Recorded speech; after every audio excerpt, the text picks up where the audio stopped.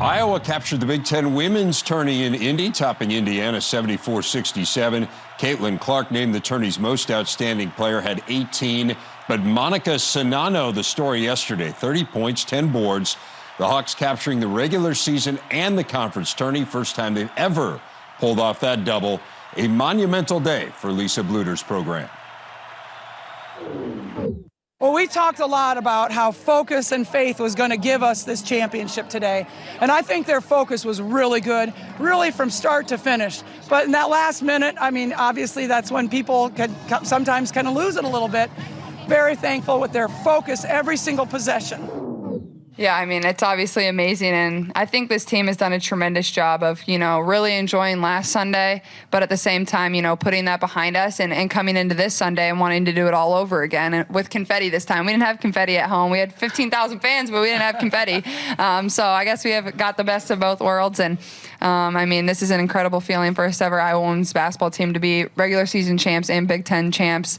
So, you could say we're hitting our stride at the right time, but it's pretty fun, and obviously Monica was tremendous tonight. And Kate stepped up huge these last couple games, and that's what we're all about. That's what Iowa basketball is about, and that's just fun basketball. This tourney for us all week. In fact, if you were watching closely, you saw her in the very corner there of that interview with Lisa Bluder, and now by the magic of television, she is joining us to talk more about this. Megan, you think back to 2 months ago, this Iowa team was 7-4. They had had all kinds of COVID issues in December. And now here they are, the Big Ten regular season co-champs and the conference tournament champs. How unlikely is this story when you think about where they were back in early January? I think Iowa's story just goes to show us that it's a long season. And even though something might be happening back in December or January, it does not mean that's the way it's going to end up come March. Iowa had those 3 losses in the month of December to Duke, to IUPUI, and to another team. And so that was a time when everyone was kind of like, is this Iowa team the real deal? However, as you know, Dave, teams that peak at the right time have 2 things going for them. Everybody's chemistry is finally on the same page, and number 2, they're healthy. And right now, of the top 5 teams in the Big Ten, Iowa is the one team that found a way to stay healthy at this time of year. And then they hit their stride at the right time, playing really well to close out the conference play, February into March. And they came into this Big Ten tournament with so much vengeance and confidence. And I was really impressed with the unselfish play all around. Yes, we talked about Caitlin Clark being as good as she is from a scoring standpoint. But in that championship game, Monica Czinano was the leading scorer with 30 points and I think 10 rebounds. It was a double-double. So she was incredible. But Iowa was so unselfish down the stretch. In their 3 Big Ten tournament games, they averaged at least 20 assists. Now, this is no surprise. That is typical Lisa Bluder basketball. However, when you as a team are having that many assists, it means that multiple people are stepping up and scoring the ball, and balanced scoring is the reason why Iowa won this championship. Caitlin Clark does grab all of the headlines, though, and of course, we're biased here, and we watch her every game, and we're just floored by how good she is. It seems like a 2-player race for National Player of the Year between her and Aaliyah Boston of South Carolina. Again, this is a player who leads the nation in scoring, leads the nation in assists, and oh, by the way, her team won one of the most competitive, if not the most competitive leagues, and won it in the regular season and the conference tournament. Is she the National Player of the Year, or do you think it's going to go to Boston? I think Caitlin Clark is the National Player of the Year because she led the nation in scoring and in assists per game for a majority of the season. That's incredibly hard to do. Now, she also did it on a team like Iowa, who, as Lisa Bluder says, doesn't necessarily have a ton of All-Americans. Now, that's not to take away from Aaliyah Boston, who's a great player. And if she wins Player of the Year, she deserves to win Player of the Year 100%. Her post play is incredible. But I think the biggest difference right now we have to look at regarding National Player of the Year, Iowa won the Big Ten tournament. Although it was at the buzzer, South Carolina lost to Kentucky right at the end of that game, of the championship game. So I think the fact that you have a team like Iowa, who were Big Ten co-champs and Big Ten tournament champs, that has to give Caitlin Clark an extra bump when it comes to Player of the Year talks. Let's focus on a few other Big Ten teams. We'll start with the Indiana team that made it to the Big Ten championship game. They had injury issues for much of the year, and yet we're still in the top 10, and then kind of sputtered a bit down the stretch, but seemed to hit their stride again here in the Big Ten tournament in Indianapolis. How much can they carry this forward? Is this a team now that you do think can maybe make a deep NCAA tourney run? Indiana can 100% make a deep NCAA tournament run. I think, honestly, against Iowa, they simply ran out of gas playing 4 games in 4 days. We saw old school Mackenzie Holmes during the Big Ten tournament. She was excellent, but most importantly, she was playing with so much confidence and she was moving really well. Indiana dealt with a little bit of an injury sickness situation with Alexa Golbe, who wasn't fully 100%. However, this Indiana team was really clicking on all cylinders. All 5 starters were back to getting those double-figure scoring, which they have averaged all season, and ultimately just playing really solid defense. The Hoosiers are one of the most disciplined teams in the conference, and that really paid off in the long run, and they're so experienced. All 5 starters were on that team that made a deep run to the Elite Eight a season ago. This Indiana team knows how to win in March. I honestly think they would have won the Big Ten tournament had they not had to play for 4 days, but that extra day, I think just the fatigue eventually caught up to them. But the Hoosiers are primed to make a deep run come the NCAA tournament. And again, bracketology seeing them somewhere in the 4 seed range. We'll obviously know more on Selection Sunday, which is 6 days away. What about Michigan here? Stumbling a little bit down the stretch. Losers at 3 of their last 5. They fell to Nebraska in their first Big Ten tournament game. Again, this is a team that's been in the top 5 at times this year. Are you concerned about them at all heading into the NCAA tourney? I don't know if concern is the right word. I think Michigan is a team that dealt with the injury bug with Leah Brown being out for a lot of the month of February. And as a result, they almost have to relearn how to play with Leah Brown. She had a really nice game against Nebraska. However, Michigan, again, a team that just kind of ran out of gas. And at the last second, there was a miscommunication with time and score, and they took a shot that was a bad shot that they could have probably waited a little longer with the time left to get a better shot. But I still think this Michigan team is very dangerous. Anytime you have a player like forward Nah Tillman, who is just a force to be reckoned with down low, you're going to win games. So don't be surprised if this Michigan team makes it to at least the Sweet 16, simply because they have Nah Tillman and they have shooters that can knock it down. And with Leah Brown back, I still think this Michigan team is the real deal. And a good chance to host as well in those early rounds, which, as we know, does help immensely.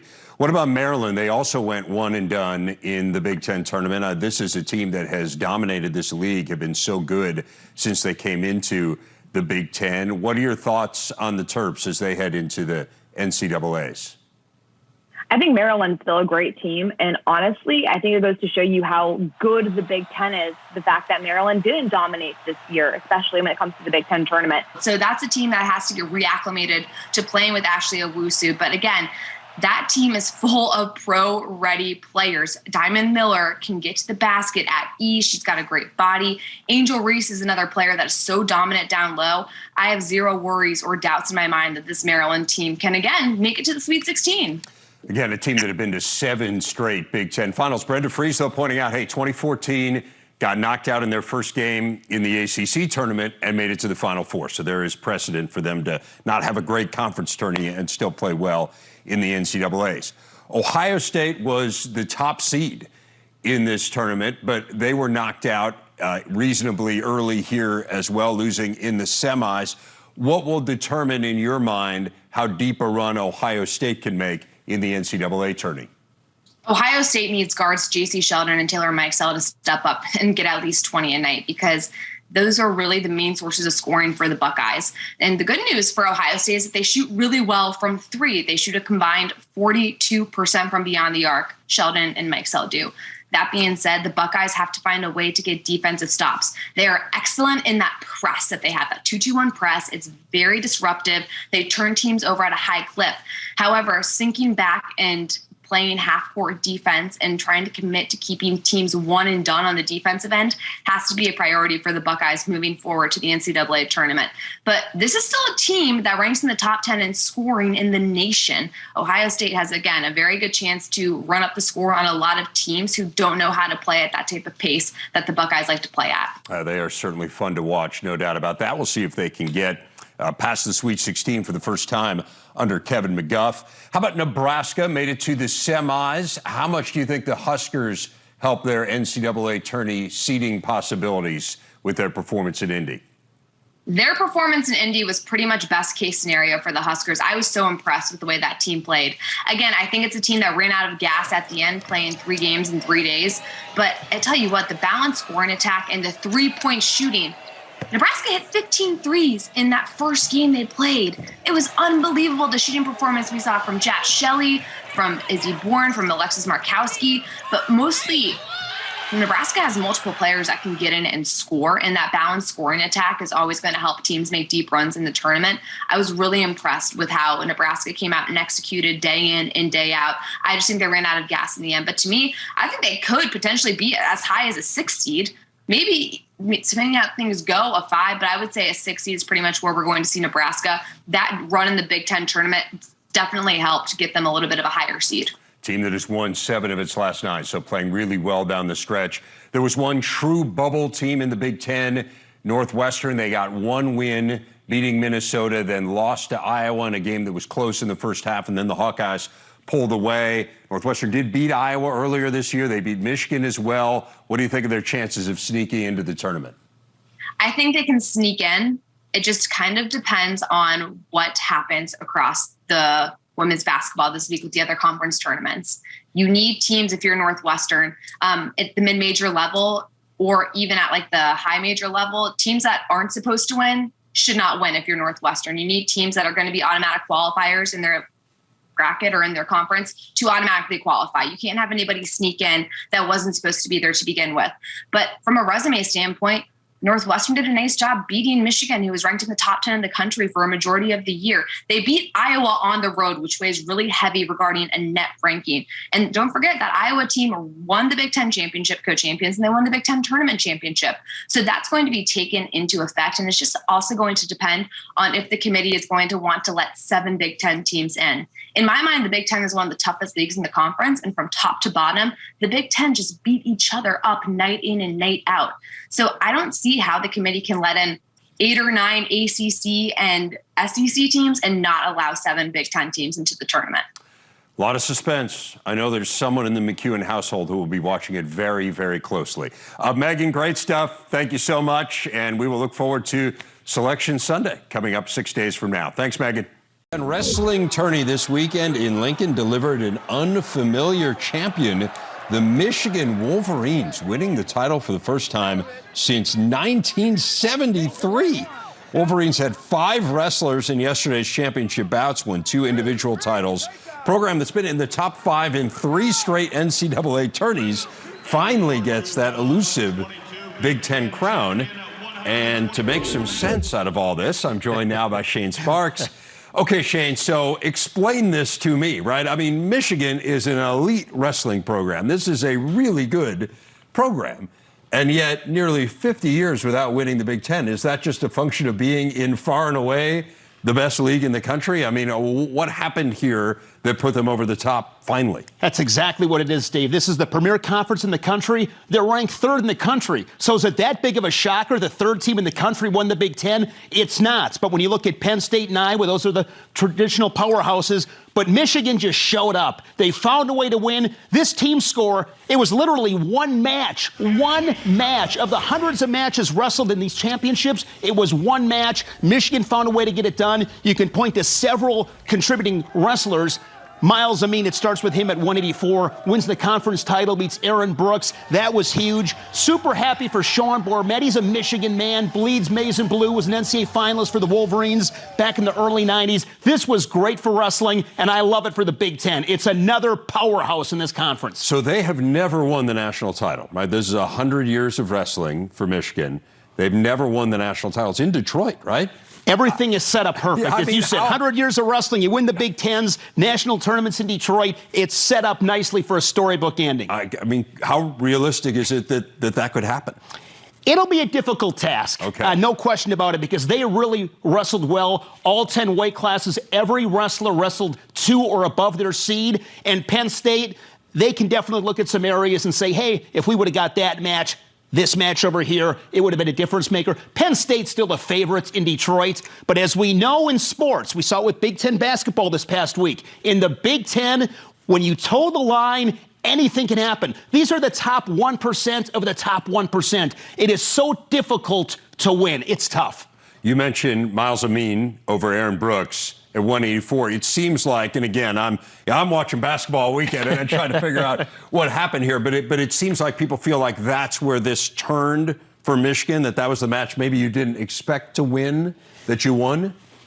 Aaron Brooks is so good. Right. He's a two-time Big Ten champion, the returning national champion. He's had so much success. He's nearly impossible to take down. I think the entire year, Dave, he'd given up one, maybe two takedowns the entire year. Wow. So start of the third period, Miles Amin gets an escape. That was critical. Then he takes him down with 15 seconds left to go up by one. And then Aaron Brooks, with about 3 or 4 seconds left, kicks out of it to send a sudden victory, and then Miles Amin takes him down again. But Miles Amin, 4-time All-American. He's been 4th and 3rd 3 times. He was the Big Ten champion last year at 197. He's an Olympic bronze medalist for San Marino. So is it crazy to think that Miles Amin could beat Aaron Brooks? It's not crazy. I will say I was surprised to see Brooks taken down twice in about a 30-second span. That surprised me, but that was a huge match. 184 pounds, the 8th championship match wrestled of the 10, so it was getting late. That was a match Michigan had to have, and Miles Amin, I've tabbed him Mr. Wolverine. He was on the hunt, and he got it done. He'll remember that for a long time. I saw that. That's what's amazing to me. You mentioned he's an Olympic bronze medalist, right? And people are saying, wow, this is shocking. I mean, that tells you how good this league is. It's just stunning. It is incredible. How good it is. Okay, Alex Marinelli wins 4 straight Big Ten, 4th Big Ten championship. How big an accomplishment is that? I mean, it's been done like 18 times. Yes. I saw, but it's been a long time since anyone from Iowa's done it. So put that into perspective for us. So he's the 8th Hawkeye to ever get it done. And when you do something at Iowa, that program is so tradition-rich. They take so much pride. I mean, he's legendary. The Bull, as he's nicknamed. He's fantastic. Last guy to do it was Mark Ironside. He won his 4th title in the Big Ten in 1998. Alex Marinelli to win 4 Big Ten titles. I mean, this is a very coveted accolade. To be a Big Ten champion, to win 4, pretty incredible. But now with Alex Marinelli, he's got to find a way to get it done in Detroit. That's where he struggled a little bit. He's been a #1 seed a couple of times, and for whatever reason hasn't been able to put it together at the national tournament, but he'll be a force to be reckoned with. But 4-time Big Ten champion, that is nothing to sneeze at. That's pretty good. So we'll see if he can get that elusive first ever NCAA title. 149-pound match, I know caught your eye. Wisconsin's Austin Gomez getting the win. Tell us why this match was one that has you shaking your head a day later. This whole weight class, I was looking forward to 149 and 197 to name a couple. 149 pounds, you had the reigning Big Ten champion, Sammy Sasso, who's an NCAA finalist as well for Ohio State. In the semifinal, he wrestled Ridge Lovett, who was the Big Ten finalist a year ago. He fell to Sasso. 22nd pin.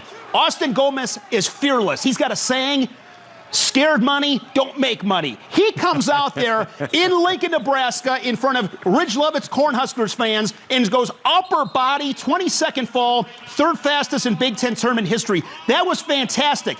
But then he gets Sasso in the final, and he goes double underhooks right out of the gate. You talk about setting the tone.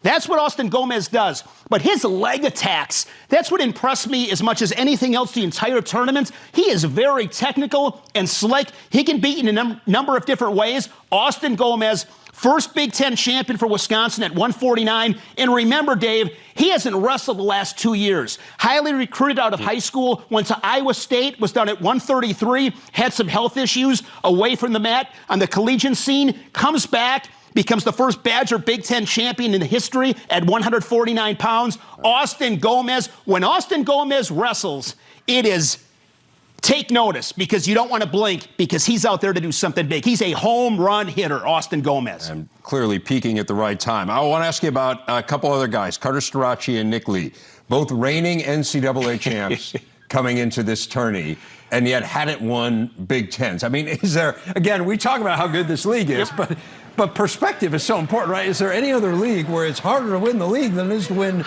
the country? I don't think so. To give you a little level set on this, Vincenzo Joseph of Penn State, 2-time national champion, never won a Big Ten title. Spencer Lee is a 3-time national champion. He's wrestled in 3 national tournaments. He won the title all 3 times. In the Big Tens, I think he's wrestled 4 Big Ten championships. He's won 2, which is incredible. But he's also didn't win the title in 2 of those, and then he goes 2 weeks later and wins an NCAA crown. So Nick Lee, This guy's fantastic, as is Storace. Nick Lee in the Big Tens has been third twice, and he's been a runner-up a couple of times. So for him to get the Big Ten crown, probably not the way that he dreamed it, getting a medical forfeit to win it, but nonetheless, Nick Lee, Big Ten champion, that's something that'll never be taken away from him. Some cool stuff. I know you guys were all over it this weekend. Appreciate you coming in here and spending some time with us. Really good stuff. Shane Sparks. Thanks a lot, Dave.